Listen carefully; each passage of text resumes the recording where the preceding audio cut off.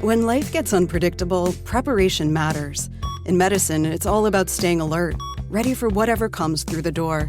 On the road, it's no different.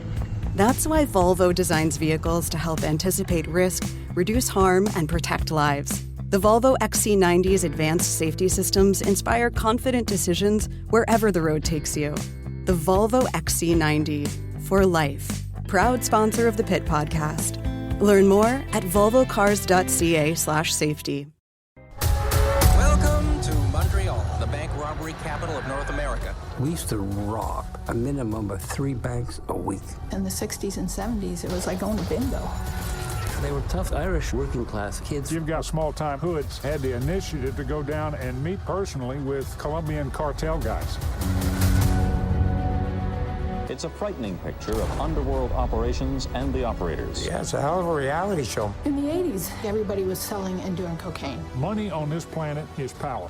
That's the trailer for a new documentary called Kings of Coke. This new documentary on Montreal's Irish Mafia is coming to your screens. Directed by Julian Sher. The gritty crime documentary tells the story of the cocaine, crime, and corruption scene in Montreal that became known as the Irish Mafia, a group of robbers and thieves from the city's West End who became one of the most powerful, organized crime groups in the country. Julian Sher is with us, journalist, author, filmmaker, and director of this crime documentary, Kings of Coke, is on the line. Julian, welcome to the show. Hey, great to talk to you, Elias. I know there are so many stories you can choose to tell as someone who makes documentaries and films. Why did you say you want to spend your time telling this story? It's a good question. You know, like my last documentary was on the war in Afghanistan. I've covered corruption around the world, but Montreal's my hometown. It's the city I grew up in. I love it. And I've also covered crime here. And what I always like to look for is stories that kind of tell the dark secrets. You know, the stories we prefer to either ignore or we don't know much about. And I think we're all proud of our city. We love our city. But we also have to realize that Montreal, in many ways, is a crime capital and a cocaine capital, especially in the 80s and 90s. And this is an amazing story because people know about the Hells Angels. I've written books about the Hells Angels. People know about the Italian Mafia. But I think not enough of us know the true story of the West End Gang and the Irish Mafia. So it was a great story to tell. So let's talk about the West End Gang, the Irish Mafia. What makes their story so interesting and unique and a story that needs to be heard more compared to some of the other organized crime groups you mentioned? Because they're so special and different and really could only have come out of Point St. Charles and the West End. You know, the Italian Mafia, people know from movies, you know, is global and obviously comes out of Italy. Hells Angels, which are very powerful in Quebec, are a global, very structured organization. These were just a bunch of petty thieves and bank robbers who grew up in a very poor Anglo part of Montreal, you know, south of the canal, up to the water and near the point. And they're not an official gang. They don't have membership cards or badges or clubhouses, but they have this loose network, and they start off robbing banks, as you heard in that teaser and trailer, especially in the 60s. And my goodness, they were good at it. You know, Montreal became the bank robbery capital of the world. The Brinks robbery in 1976, 2.8 million. So that people began to hear and know about the West End Gang. And what changed, though, is when drugs started moving in, and they realized, especially their top leaders, people like Dooney Ryan and Alan Ross, began to realize in the late 60s and especially in the 70s and 80s that the money wasn't in robbing bank, it was in drugs and especially cocaine. And they controlled the port. So you have these former bank robbers who suddenly have the keys to the vault, and the Hells Angels and the Italian Mafia had to go through them to get the cocaine through the port. And that made them very powerful and dangerous.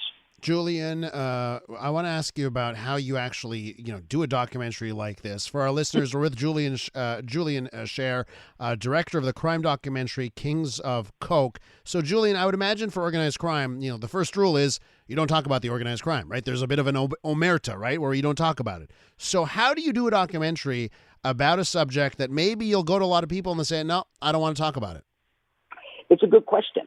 What helps is, and I've done a lot of documentaries on and books about crimes and gangs that are still ongoing in this very minute. You have to rely on sources, you have to rely on snitches, and surprisingly, a few people are willing to talk.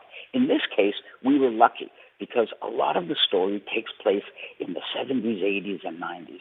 So there's tremendous amount of archives that we found. Allo Police, Montreal, most cities don't have crime tabloids. We had two. Allo Police and Photo Police. So there was just this treasure trove of photos and documents. We got audio tapes, court documents. But then there were a few surviving members of the West End gang who were willing to come on and talk to us. So they're featured in the documentary. The police who investigated and devoted their lives to catching these guys talk to us. And the journalists from the Montreal Gazette and CBC who were determined to uncover these dark secrets, they talk to us. So these characters, many of whom are now dead, died in jail or died, from fellow gangsters, they come alive in the documentary. You really feel you've met them. And to tell a story like this, a Montreal story like this, I imagine organized crime and drugs, it leads to corruption. This is a big part of the documentary, right? Can you tell us about the corruption aspects that come out of the West End gang and the Irish Mafia? Excellent question. You can be against drugs and be worried about the drug trade, and you could see the danger of gangs and organized crime. But the real danger of organized crime comes is that, drug trade brings money, huge amount of money. Money means power, and that power leads to corruption. The gangs have to try to corrupt the police, the lawyers, the whole judicial system. And so what happens is it's not just the drugs that are killing our kids and causing robberies and murders. It's that our whole system, there's a cancer in our system. So what we document in the documentary, people might remember Sidney Leachman, one of the most powerful criminal lawyers in the city. He is gunned down in a brazen murder. And that was linked to corruption and his ties and his direct involvement with the cocaine trade. But what was even more frightening, and that's what made this documentary so personal to me, is that I investigated with a colleague named Dan Burke, fellow Montrealer. We were both working at CBC, the Fifth Estate, in the early 90s. And we investigated the West End gang. And we started hearing rumors and secrets that they had a source. They had a top source in the highest echelons of the RCMP. I don't want to give away too much more in the documentary because you got to watch it. You got to watch it. But our investigation, and as you find out in the documentary, led to some shocking conclusions. Kings of Coke is available to stream as of November 7th, so in just a few days on Crave. So head over to Crave and do that search for Kings of Coke. Julian Sher, director of the film. Thank you so much for coming on the show. Thank you so much. Everybody out there, stay safe. Thank you. Yes, stay safe yourself, Julian. Appreciate it.